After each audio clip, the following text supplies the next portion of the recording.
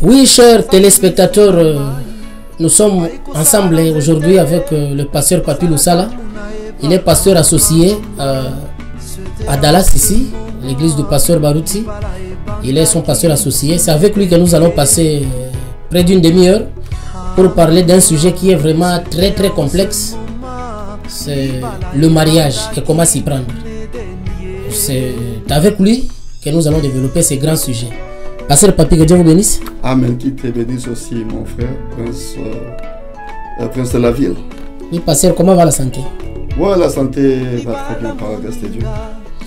Pasteur, je vous ai invité aujourd'hui pour parler d'un sujet qui est vraiment complexe, comme je venais de le dire. C'est le mariage. Le mariage et comment s'y prendre. Okay. Je voulais savoir est-ce que c'est une obligation à tout homme de se marier. Bon, le mariage, au fait, n'est pas une obligation. Mais je crois que c'est une bonne chose pour éviter certaines choses. Vous savez, la Bible dit dans 1 Corinthiens 7, 9, la Bible dit, vaut mieux se marier que de brûler. Parce que Dieu a créé l'homme avec 5 sens. Les 5 sens fonctionnent normalement. Et quand tous ces sens-là fonctionnent normalement, et le corps de l'homme a aussi des besoins qu'il doit satisfaire. Brûler quoi, pasteur? Brûler, c'est-à-dire que vous sentez que vous avez besoin d'une femme. Alors, au lieu de courir après celle-ci, celle-là, et vivre une vie de désordre, vaut mieux avoir une femme que vous considérez comme votre femme et faire des choses normalement et légalement. Là, ce n'est pas un péché, parce que quand vous le faites d'une manière désordonnée, ça devient un péché. C'est ce que je veux dire. Ok, pasteur, le sujet c'est le mariage et comment s'y prendre. Ok. Est-ce que pouvez-vous nous donner certaines étapes du mariage? Bon, le mariage, normalement, si je peux d'abord commencer par le mariage en soi. Le mariage, premièrement, c'est Dieu lui-même qui l'a institué. C'est quand nous allons dans Genèse chapitre 2 et tout ça dans Genèse. Et c'est là où quand Dieu a créé l'homme, l'homme était seul. Et cet homme-là, Dieu lui avait donné la domination sur toutes choses. Il lui a même donné la nomenclature, que tu dois nommer tout ce que moi, Dieu, j'ai créé. Et voilà que cet homme, quand il a nommé, il s'est retrouvé qu'il était seul. Alors, pendant qu'il était seul, tous les animaux deux à deux, alors il avait tellement mal dans son cœur. Alors, Dieu a regardé à cet homme-là. Comment est-ce qu'il était tellement triste? Et Dieu s'est dit, ah, ok. Si cet homme est triste, c'est parce qu'il est seul. Alors Dieu lui-même a dit maintenant, il n'est pas bon que l'homme soit seul. Alors qu'est-ce que Dieu a dit? Je vais lui faire une aide semblable à lui. Donc le mariage, c'est Dieu lui-même qui l'a institué. Dieu a créé Ève, il a formé Ève de la côte qu'il a prise d'Adam, et il a mené Ève vers Adam. Et Dieu a béni ce mariage-là. Mais il y a une chose que nous devons savoir. Tellement que Dieu avait donné la femme à l'homme. Il se fait maintenant que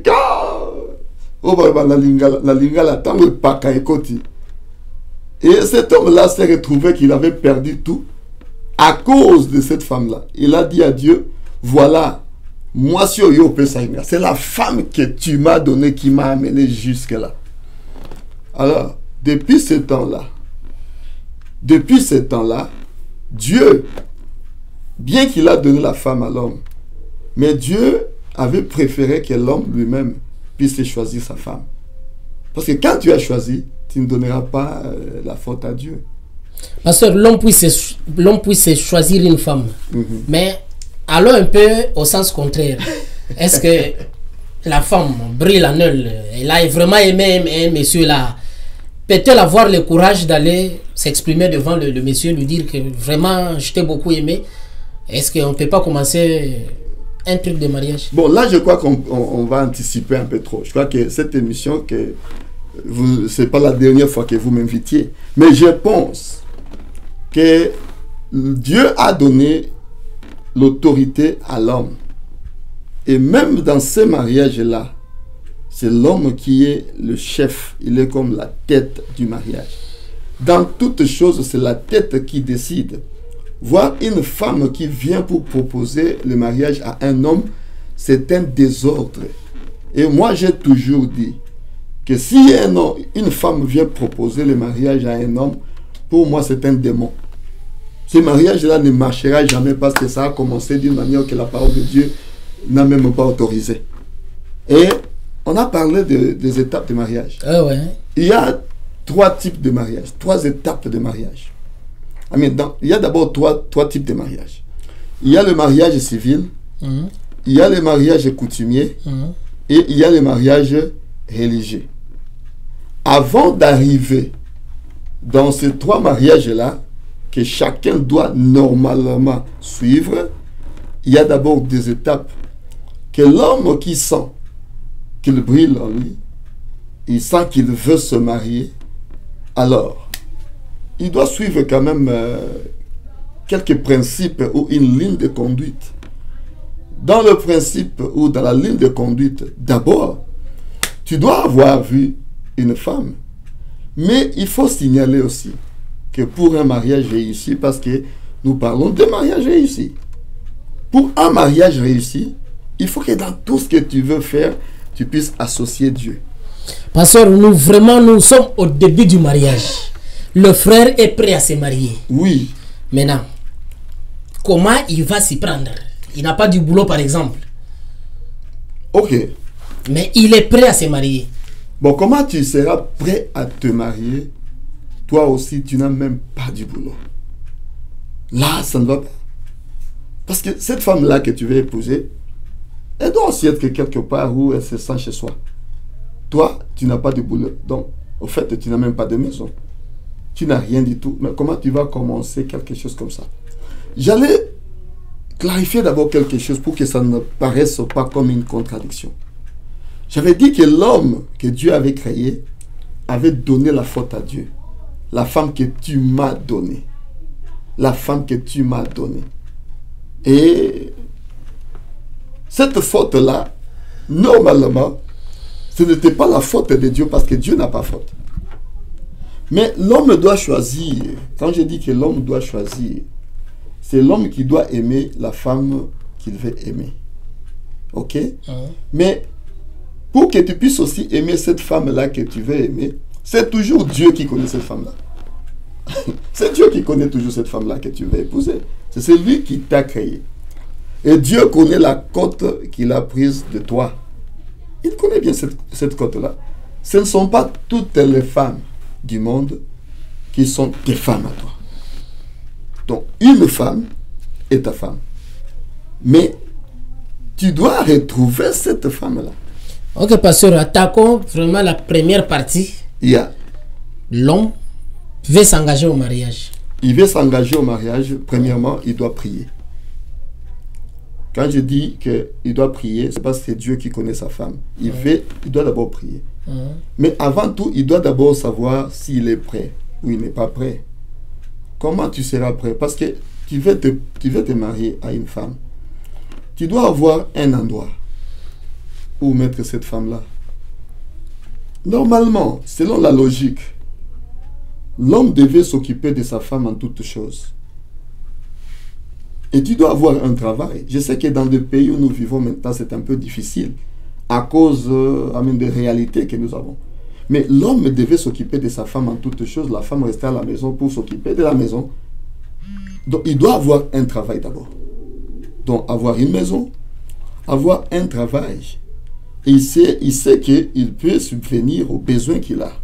Parce que lui-même a des besoins. Mais tu vas ajouter ta femme maintenant. Tu n'as pas de boulot. Tu l'amèneras où? Donc, tu dois d'abord avoir une maison aussi. Peut-être un appartement.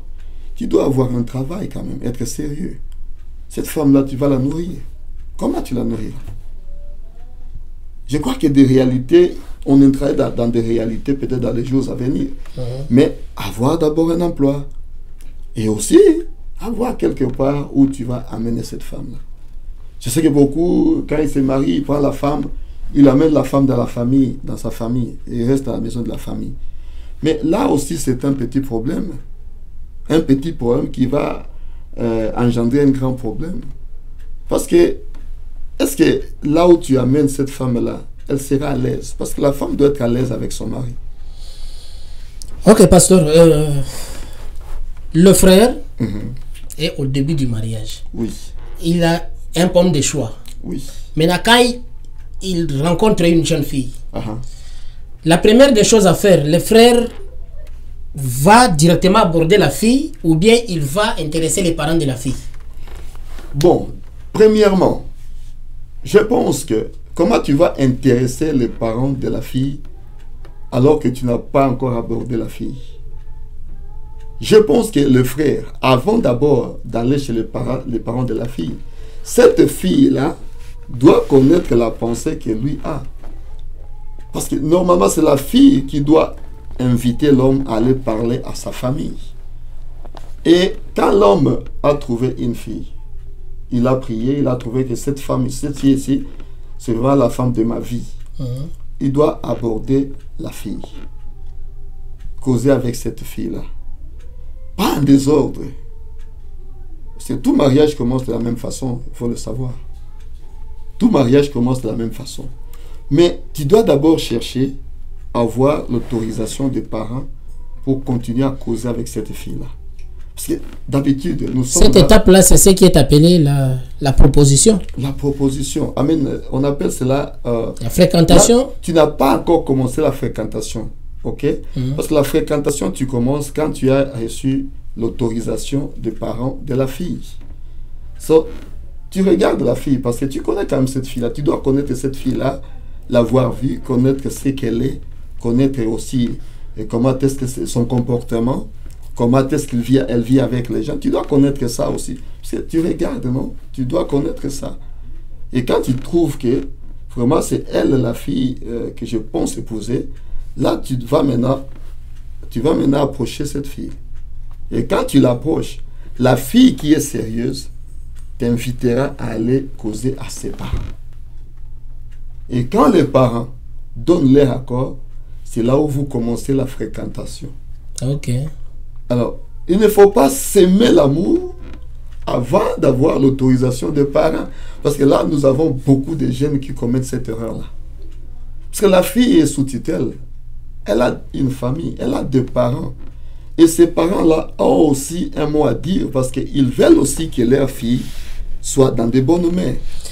C'est un sujet très très complexe, le mariage. La sœur est convaincue que ces messieurs-là, ces jeunes hommes-là, c'est vraiment le mari de sa vie. Et les parents refusent. Bon, écoutez, souvent, moi je pense que les parents ne refusent pas par une mauvaise foi. Je sais qu'il y a beaucoup aussi qui peuvent avoir la mauvaise foi. Mais beaucoup de ces parents-là, que moi, en tout cas, je peux le dire, ils ne refusent pas par mauvaise foi.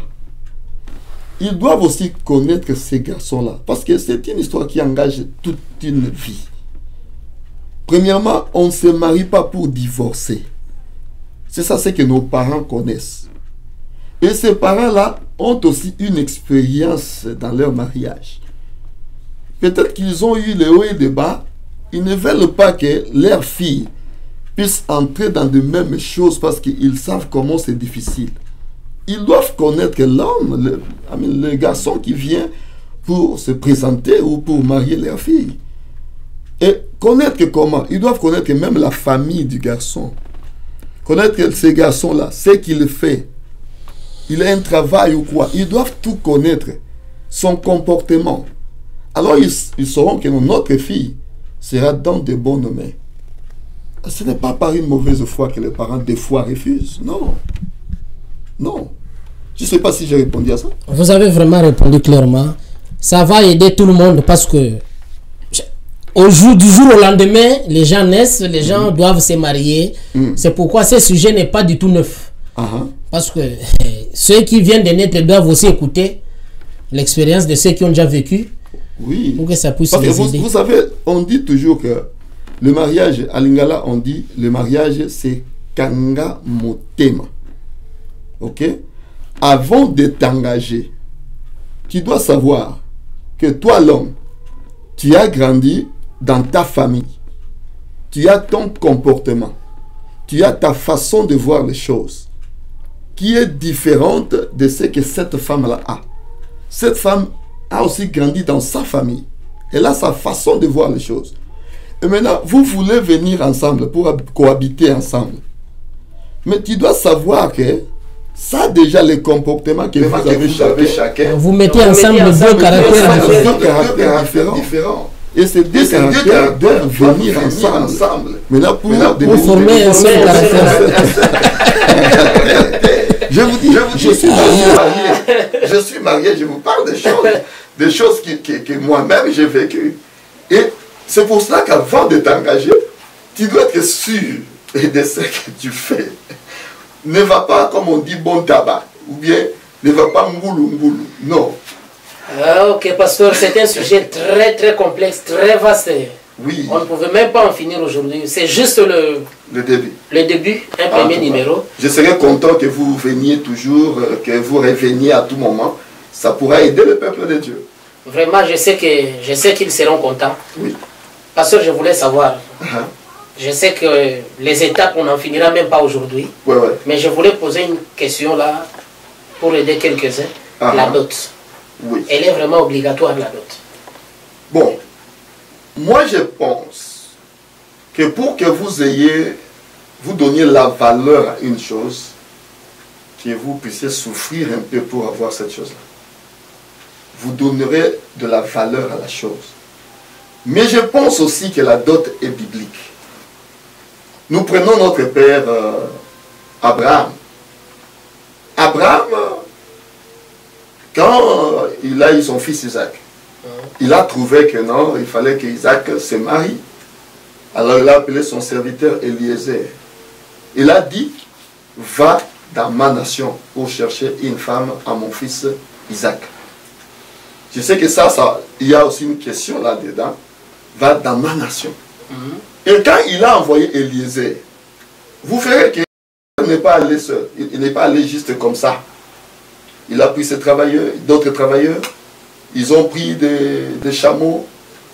Ils ont pris les biens. Ils ont mis sur les chameaux pour amener à cette femme-là qui accepterait de devenir la femme pour Isaac, le fils d'Abraham. Donc ils ont apporté des présents.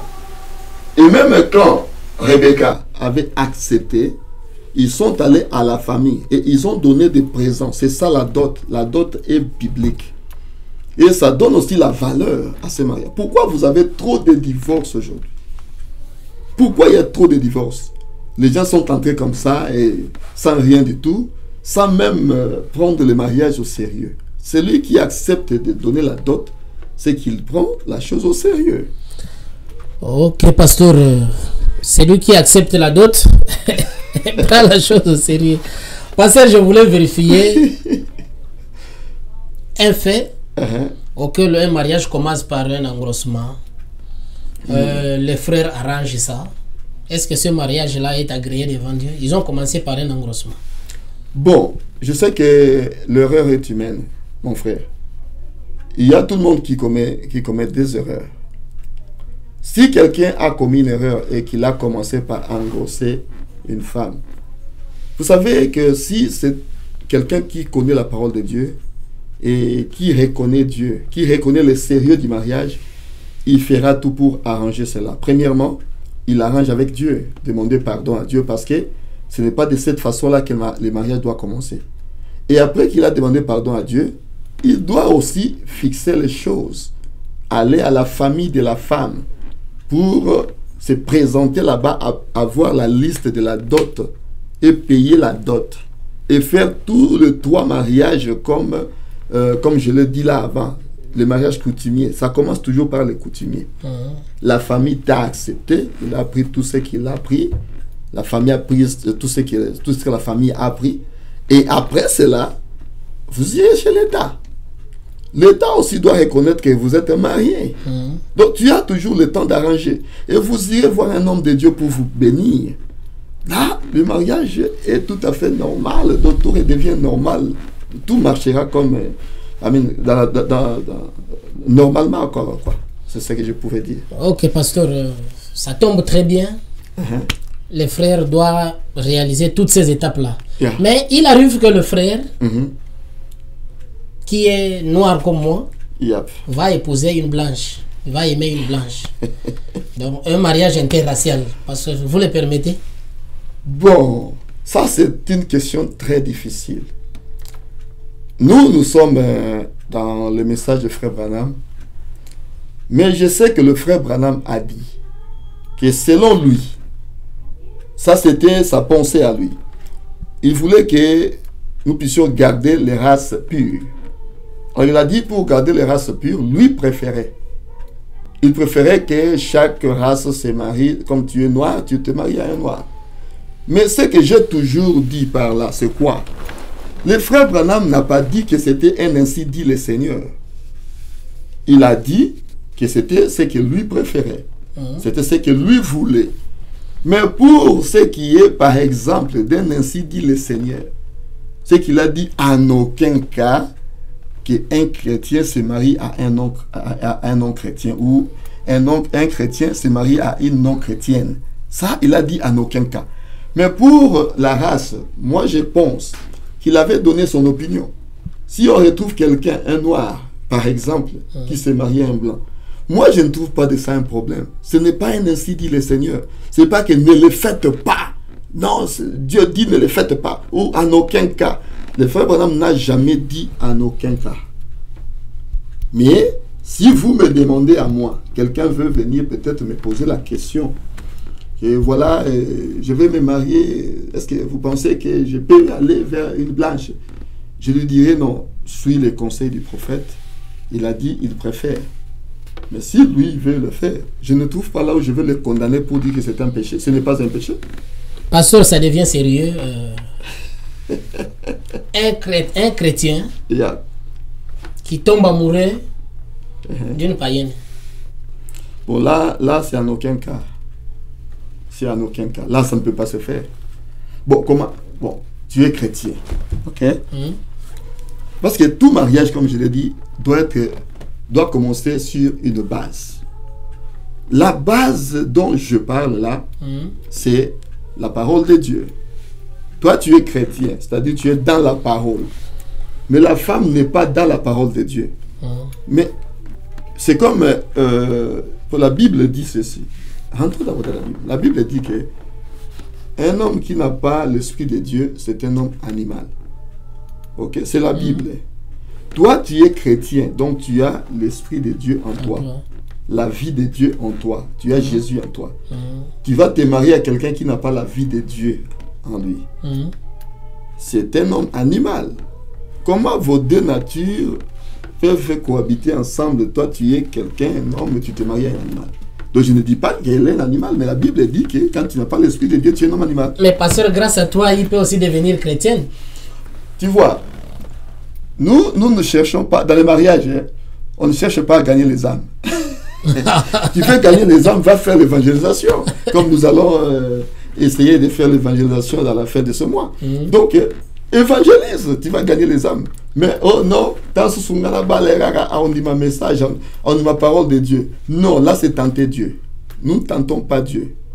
La parole de Dieu dit en aucun cas, marche dans la voie de la parole. Maintenant, pasteur, un frère du message qui tombe amoureux d'une sœur qui n'est pas du message, mais qui est une chrétienne. Bon, je vais dire ceci. Un chrétien, c'est celui qui reçoit Jésus dans sa vie. Je sais que même ces gens-là qui ne sont pas dans le message, il y a des chrétiens. Ils ont cru au Seigneur Jésus, il est chrétien. Mais nous avons une base. Chaque doctrine, chaque église a une doctrine. Je vais dire quoi? Nous avons le message qui est notre doctrine à nous. Nous avons des réalités dans notre message auquel nous avons cru.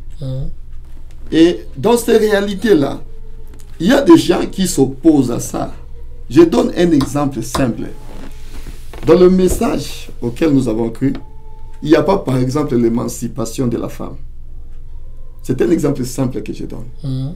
Mais ailleurs, dans d'autres églises, ils acceptent l'émancipation de la femme. Bon, si cet homme-là qui est du message veut dominer sur sa femme comme la Bible dit, que l'homme est le chef de la femme. Et cette femme-là, maintenant, ne veut pas être dominée par l'homme parce qu'elle croit à ce qu'elle croit. Elle a cru au Seigneur, mais elle croit à ce qu'elle croit. Bon, comment est-ce que vous allez rester ensemble? Il y aura le divorce. Parce que celui-ci veut diriger selon le message. Et l'autre là veut qu'elle soit dirigée selon ce qu'elle croit être la vérité selon son église. C'est pourquoi c'est mieux que tu aies du message, que tu te maries à quelqu'un du message. Parce que là, quand il y aura un problème, la base que vous allez utiliser, c'est le message. Voilà ce que le message dit. Pour une femme chrétienne, elle écoutera. Pour un homme qui est chrétien, qui croit au message, il écoutera. C'est ça la base. Donc pour moi, je dis que ce n'est pas vraiment bien. Ce n'est pas vraiment bien. Bien qu'il y a de ceux qui sont déjà dans cette histoire-là, mais ce n'est pas à conseiller aux gens. Donc marie-toi, tu es dans le message, marie-toi à quelqu'un du message, tu seras béni, ton mariage réussira. Ok, pasteur, comment savoir que cette femme-là est vraiment la vôtre? Est-ce qu'il y a certains signes auxquels Dieu peut vous donner que non, cette femme-là ou bien ce monsieur-là est vraiment le mari de ta vie? Bon, premièrement, quand vous voulez vous marier, vous devez commencer par aimer une femme. Ok? L'amour est différent du coup de foudre. Le coup de foudre, tu vois une femme là, c'est pélition et tu l'aimes. Et tu ne sais pas, tu ne connais pas qui est-ce qu'elle est, comment est-ce qu'elle vit sa vie, tu ne connais pas. Et tu l'aimes. Ça, c'est le coup de foudre. Mais pour le mariage, tu dois prendre ton temps. Ok? Mais tu dois d'abord commencer, comme je l'ai dit, par prier. Te dire qu'il y a un signe comme ça, que Zambarolobelo boye. Non. Là, je dois être clair. Dieu parle à tout le monde de façon différente. Dieu peut me parler à moi de ma façon et peut te répondre de ta façon. C'est toi qui pries à Dieu parce que tu sens que tu aimes une fille là. Tu as senti l'amour. Tu pries. Seigneur Jésus, quand je priais, j'ai trouvé que mon amour va vers cette personne-là. Seigneur, je veux que tu me montres réellement si c'est elle, ma femme. Alors, toi, tu peux demander des signes à Dieu. Tu peux demander des signes. Tu peux demander des signes. Le pasteur Papy est marié, il n'est pas célibataire. Le pasteur Papy est marié, je pense, combien d'années déjà? 9 ans? Ouais, c'est 9 ans. 9 ans. Ouais. Oui, pasteur, pouvez-vous nous donner... 9 ans, c'est le 28 de ce mois. Ok. Donc, c'est le mois de mon anniversaire, de l'anniversaire de notre mariage. Pasteur, vous fêterez à 9 ans ou bien à 10 ans? Bon, je fêterai à 10 ans. Là, ça sera le renouvellement des vœux. En tout cas, je l'ai toujours dit, j'aime ma femme. Et je dois renouveler. Maman Lydia. Maman Lydia Barout. Je vous salue, Maman Lydia, en passant. C'est mon épouse, je l'aime beaucoup. Ok, pasteur, nous chutons avec l'expérience, avec Maman Lydia. Comment vous l'avez trouvée? Vraiment, soyez bref. Je sais que c'est une histoire très longue. Si je commence ici. Je vous accorde 5 minutes pour chuter. Toi, tu penses vraiment que je peux parler de mon épouse dans 5 minutes? Non, j'ai tellement trop à dire. Mais une chose qui est vraie, moi, quand j'ai commencé, j'avais commencé par prier. J'ai prié Dieu. Et quand je priais, Dieu m'avait montré à moi. Donc, comme j'ai dit, les expériences, c'est différent. Mais moi, qu'est-ce que j'avais vu? J'avais trouvé. Donc, je n'avais pas encore elle dans ma pensée à moi. J'avais d'abord commencé à prier pour que Dieu me montre ma femme. Alors, j'ai trouvé un jour, là, j'étais chez moi, et dans ma maison. Alors, une voix m'avait dit, je vais te montrer tes beaux-parents aujourd'hui. Alors, j'étais assis là, dans ma maison, et la voix me dit, dans ma chambre, la voix me dit, va au salon. Je me suis levé, ça c'était un songe.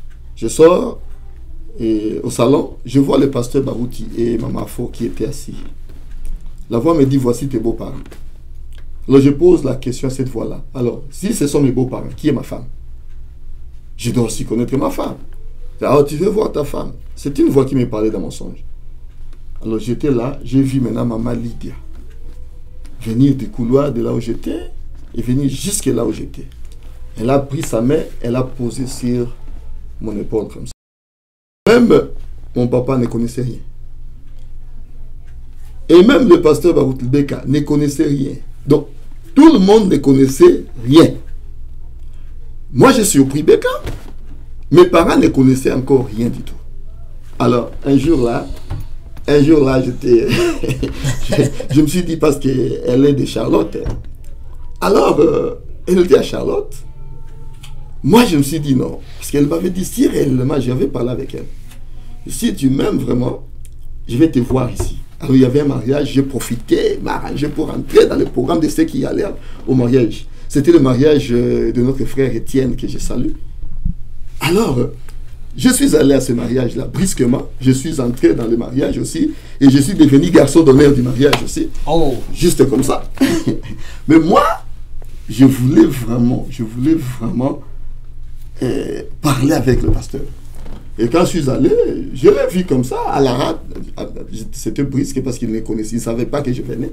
Je suis allé le voir. Parce que quand même, la femme m'a dit, si tu m'aimes, j'ai senti que quelque part, elle est intéressée. Je dois demander l'autorisation aux parents. Vite, vite, vite. Je suis allé d'abord. Elle ne savait même pas que je suis allé demander l'autorisation aux parents. Moi-même, je l'ai fait de ma façon. J'ai parlé avec le pasteur Barouti. Il m'a fait attendre pour parler avec sa fille d'abord. Et quand sa fille lui a répondu que oui, j'aime ce garçon, il m'a appelé pour me dire, vous pouvez maintenant commencer votre fréquentation. Donc, après, quand il m'a déjà donné la réponse, c'est alors que j'ai appelé papa Lando et maman, toute ma famille, pour leur dire, j'ai commencé un truc de mariage, voici avec tel. Maman a sauté, gloire à Dieu. Et tous mes frères, mes soeurs ont sauté, c'est ce qu'on voulait. Alors qu'ils avaient ça en eux. Personne ne m'avait jamais parlé de ça. J'ai fait la chose qu'eux aussi avaient. Mais c'était ce que Dieu voulait, parce que Dieu m'avait répondu à ma prière à moi. Donc c'est comme ça que j'ai commencé avec Maman Lydia. Donc en ordre. C'est pas qu'on m'a poussé. Aïe, la pasteur Lando. Et je vous dis que ce n'était pas aussi facile pour que je sois accepté. Hein? Il devait être sûr de moi. Il devait être sûr de moi aussi ici aux États-Unis. Savoir que je suis un garçon sérieux. Là, on pourra développer ça. Ça devient tellement qui tombe. Merci beaucoup, pasteur. Je vous remercie grandement pour avoir répondu à mon invitation d'aujourd'hui. C'était juste l'ouverture de ce grand débat tout autour du mariage. Les mariages, comment s'y prendre, c'est juste le premier numéro. Que Dieu vous bénisse beaucoup, pasteur, pour avoir répondu à mon invitation. Moi, je vous remercie vraiment infiniment de m'avoir invité. L'honorable prince de la ville, Papi Mangwinda. Et vraiment, je te remercie. Je crois que mes portes seront toujours ouvertes pour des émissions comme ça. Pasteur, un dernier mot avant qu'on puisse citer. En tout cas, le dernier mot, j'ai salué mon épouse. Je dis merci à cette équipe qui a réalisé cette émission. Je salue mon épouse, Lydia Barouti. Je suis marié, donc Bagnangol. Donc mon épouse c'est Lydia Barouti, ma fille divine, Keren. Je salue le pasteur Barouti et Maman Fo, Papa Landou et Maman Landou. Et je salue tous les couples de notre église de Dallas Fowef Christian Assembly. Je les salue tous et je leur souhaite à tous, encore une fois, heureux mariage. Vous aurez un problème avec les célibataires, pasteur? Ah, les célibataires, bon, ils doivent se marier. Ça concerne les mariés, non? Vous m'avez parlé de mariage, les célibataires ne sont pas mariés. Ne l'en voulez pas, s'il vous plaît. Les célibataires, entrez dans le mariage comme ça, je vous citerai aussi. En tout cas, nous sommes à la fin de notre émission. Restez toujours branchés. Oui. Vous suivrez les conseils de l'homme de Dieu, comment s'y prendre dans le mariage, afin que vous n'ayez pas beaucoup de problèmes. Je remercie l'équipe technique, notre frère Arnold Mwanza qui était à la prise des images là-bas et à la sonorisation. Que Dieu vous bénisse tous les téléspectateurs. À un prochain numéro. Que Dieu vous bénisse beaucoup. Je suis aussi marié. Je salue ma femme. Je salue Beka.